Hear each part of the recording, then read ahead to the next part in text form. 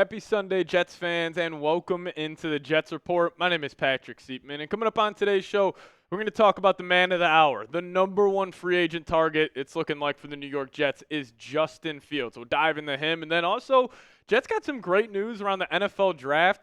There's a little bit of confusion of where the Jets' third-round pick was exactly located, so we got some clarification there, which is one of the craziest things I've ever seen in the NFL world, so stay tuned for that. And then also, I just want to go over some other QB free agent targets if it's not Justin Fields for the New York Jets. But hey, guys, free agency, it's starting tomorrow, and I feel like a little kid on Christmas Eve today. So if you guys are fired up and excited about NFL free agency, just hit me with a me down below in the comment section.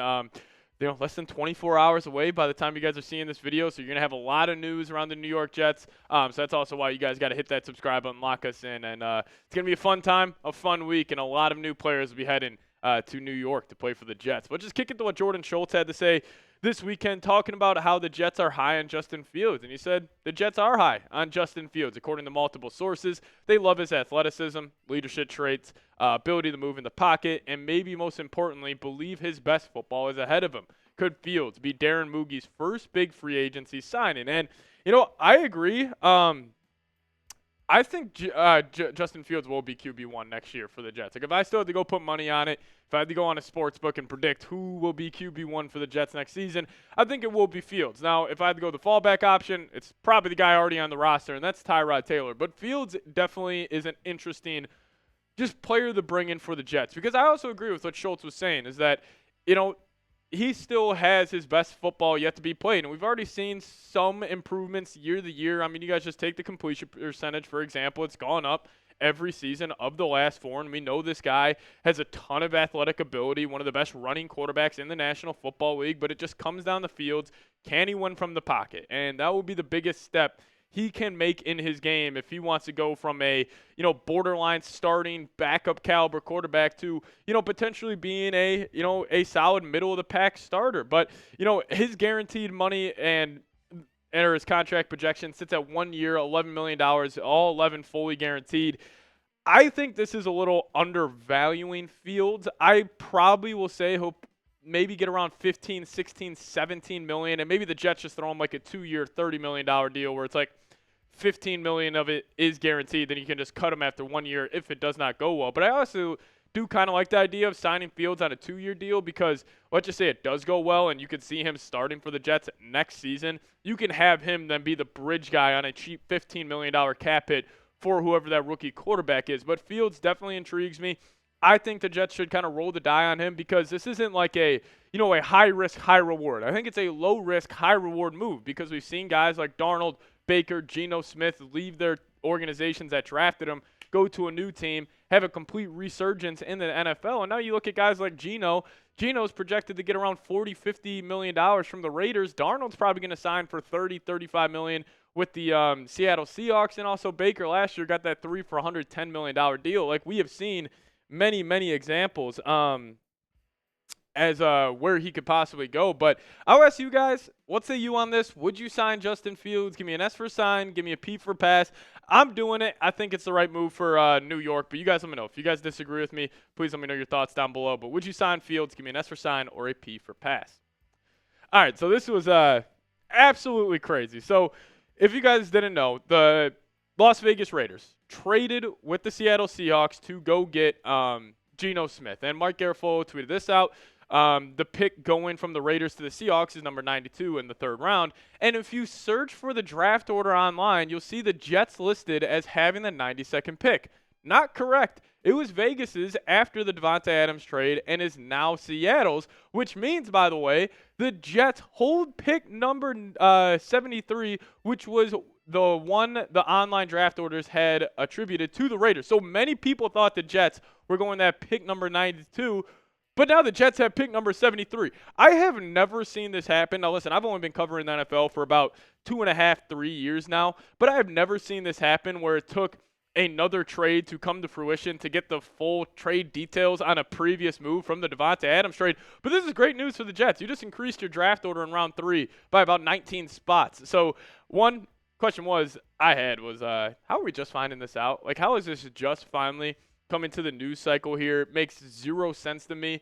But hey, I mean, it's great news for the Jets. And obviously, now with the Jets having 3 picks, or I guess 3 picks inside the top 75, and this was their original draft order before this went down. It was supposed to be round 392, but now that's round 373. So the Jets, 3 picks inside the top 75 with a ton of holes on this roster. This is great news for New York. But you also got a 4th. You got 2 5ths, one extra one from the Pittsburgh Steelers, and you also got a 6th and a 7th. But the Jets are set up very nicely draft capital-wise, and also having that pick in the 3rd round, 19 slots closer, that could also open the door for them potentially drafting a guy like Jackson Dart or like a Quinn Ewers if you want to get that another rookie in there. Even if you do sign Fields, I still think the Jets maybe would consider a quarterback on day 2 or 3, or maybe they use that extra 3rd-round pick to trade up for a guy like Cam Ward, which we've heard some rumblings about, but I just don't think that's going to happen. But speaking about the draft, who do you guys want the Jets to draft, or who do the Jets need to draft? My guy's Tyler Warren, pick number 7. Get the Penn State tight end over here in New York. He'll improve the run game. He's a weapon in the pass game as well. That's going to be my number 1 guy. But, hey, if you guys have another one, maybe he's a round 2. Maybe he's a round 3 guy. You guys let me know. Who do you want the Jets to draft this upcoming draft? All right, let's dive into the free agent quarterbacks here now. As, the Jets, I still think it will be Fields, but there's some other interesting options out there. So you got guys like Jameis Winston, who's a solid choice. You got Zach Wilson, Mac Jones, Carson Wentz, Jimmy G, Joe Flacco, Gardner Minshew. Now, quickly here on Jameis Winston, I think he would be an interesting option for the Jets, but I don't know if he is a Aaron Glenn guy. Jameis is more of a personality at this point. I don't know if he would even be a solid bridge guy because you already kind of know what Jameis is. You're not really banking on any upside, where in comparison to a guy like Zach Wilson, even though he has been terrible, and obviously he probably won't return to the Jets, but point being, he would have like some upside there compared to a guy like Wilson, Jimmy G, Flacco, or even a guy like Minshew. But quickly here on Sam Darnold, so he will be leaving the Minnesota Vikings, and all reports are indicating that he will head to the Seattle Seahawks. And listen, it's so funny. Like, I would actually think the Jets would have been a decent landing spot for Darnold if the Jets weren't the one that drafted him. Like, if there was no history there, it would make some sense for Darnold to come to the Jets because you got 2 good running backs, you got a good receiver, and I actually think there would be a solid, landing spot for him. But I don't think Darnold wants to return to New York, and I guarantee you Monday will roll around tomorrow, and Darnold will most likely be with the Seattle Seahawks. But one guy who I think is interesting, Carson Wentz. Now, he did not look good in that last Week 18 game versus the Denver Broncos. Stats are a little, fluky there, and these are his 2023 numbers. But in that 2024 game against the Broncos, he didn't really look too good. But I thought maybe he could have been an interesting guy because, same path as, he kind of fizzles out with the team that drafted him. Went to the Chiefs, a good organization, kind of take that product of your own environment situation where he was learning from Mahomes, Andy Reid, Matt Nagy, and all those smart offensive minds over there in Kansas City. But I think Wentz, I don't think it's going to happen. He'll probably just return to be the backup in Kansas City. But who knows? Maybe the Jets view him as a guy that, hey, you could get more out of him than what he's gotten in the past. But another guy, Joe Flacco. See, the thing is with these veteran options like the Flaccos and the Jimmy G's, I would just rather have the Jets roll with Tyrod because you already got him on the books for $6.8 million.